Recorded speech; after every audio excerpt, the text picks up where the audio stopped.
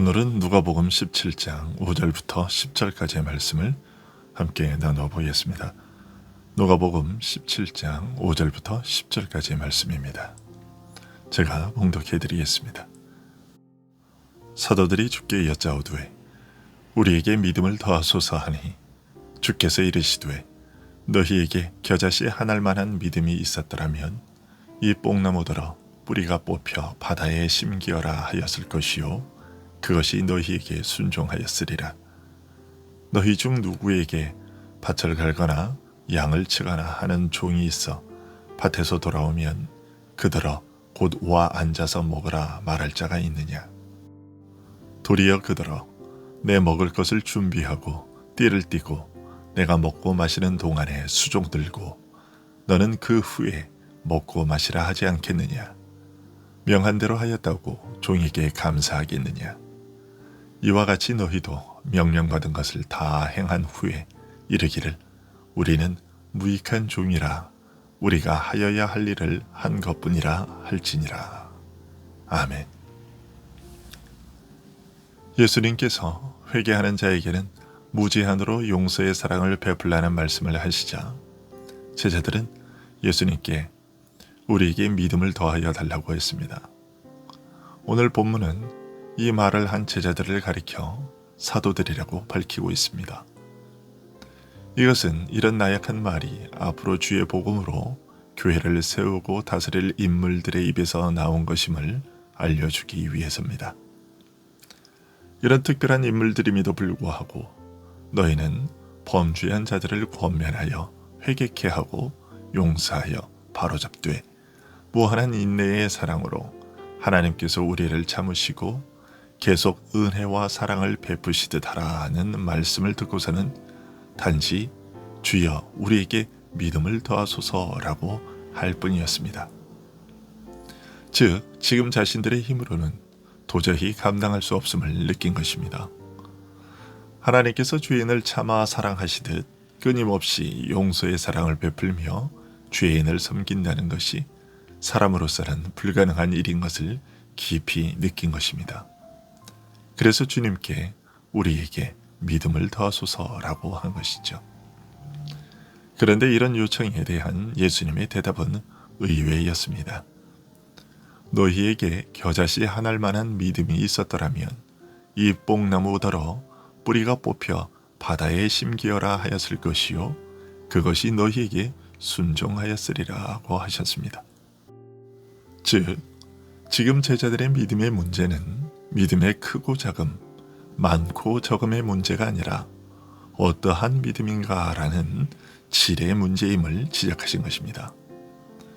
너희가 참된 믿음을 소유하기만 하였다면 그것이 겨자씨만큼 작은 믿음이라 할지라도 도저히 있을 수 없는 일이 이루어질 수 있다고 하신 것입니다.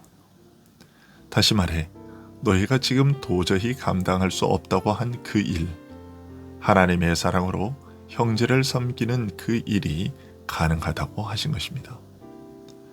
마태복음 17장 20절에서도 비슷한 문제점이 지적되고 있습니다.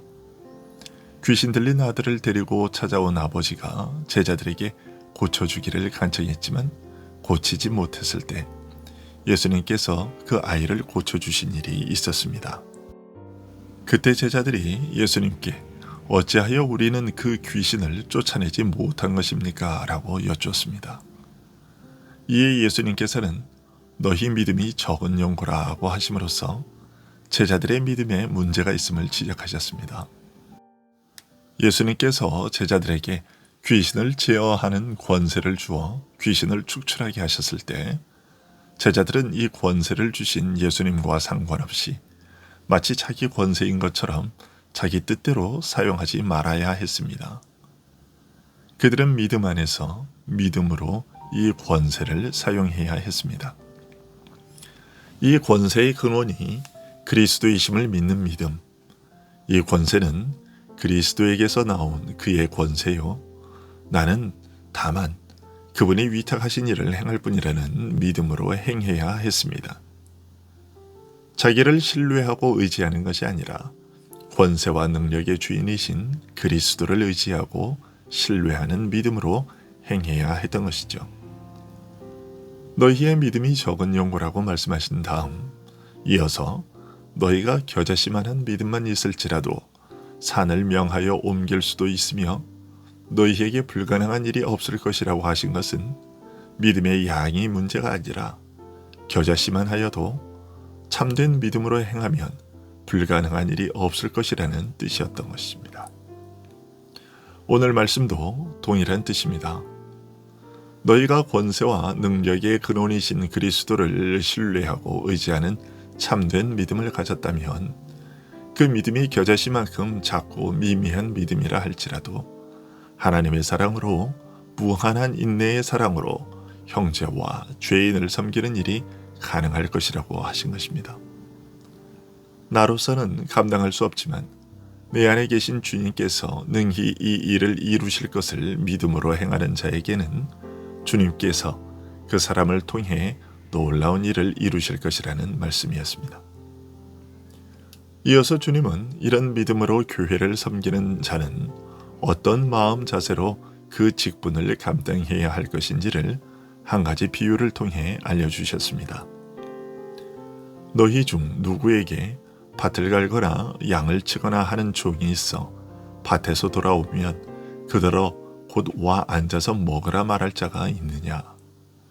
도리어 그더러 내 먹을 것을 준비하고 띠를 띠고 내가 먹고 마시는 동안에 수종 들고 너는 그 후에 먹고 마시라 하지 않겠느냐? 명한 대로 하였다고 종에게 감사하겠느냐? 이와 같이 너희도 명령받은 것을 다 행한 후에 이르기를 우리는 무익한 종이라 우리가 하여야 할 일을 한 것뿐이라 할지니라. 교회를 섬기되 하나님께서 나를 사랑하신 것처럼 그들을 사랑하여 바로잡고 용서하는 일은 우리가 하나님의 종으로서 당연히 해야 할 일을 하는 것일 뿐이요 결코 하나님 앞에서나 사람 앞에서 내세우고 자랑할 일이 아니라는 것입니다. 본래 사람이 하나님의 계명을 지킨다고 해서 그것이 하나님 앞에서 자랑이나 내세울 무언가가 되는 것이 아니라는 것입니다. 그것은 다만 하나님의 피조물로서 당연히 해야 할 일에 불과한 것입니다. 하나님께서 아담에게 네가 순종하는 한 생명을 누릴 것이라 하신 것도 아담이 순종함으로써 영생을 획득하는 것이라기보다는 하나님께서 순종하는 자에게 영생을 약속하신 은혜였습니다. 더욱이 우리 모두는 하나님께 범죄하여 죽어마땅한 자인데 이런 자를 불쌍히 여겨 용서하시고 그의 자녀로 삼으시는 은혜를 입은 자들입니다. 이런 자로서는 하나님을 섬기는 기회를 다시 얻은 것만으로도 오직 감사할 일일 뿐입니다. 더욱이 스스로의 힘으로는 바르게 살 수 없는 우리로 하여금 오직 믿음으로 그리스도를 의지하여 그의 은혜로 사랑할 수 있게 하셨으니 어느 하나 우리의 것이라고 내놓을 것이 없는 것이죠. 만일 주님을 섬겨 하나님과 형제를 사랑으로 섬기게 하신다면 오직 나와 같은 비천한 자에게 이처럼 귀하고 복된 섬김의 기회를 허락하신 은혜를 감사할 뿐이요 당연히 해야 할 일을 한 것일 뿐이며 나를 자랑하고 내세울 일은 결코 아닌 것입니다.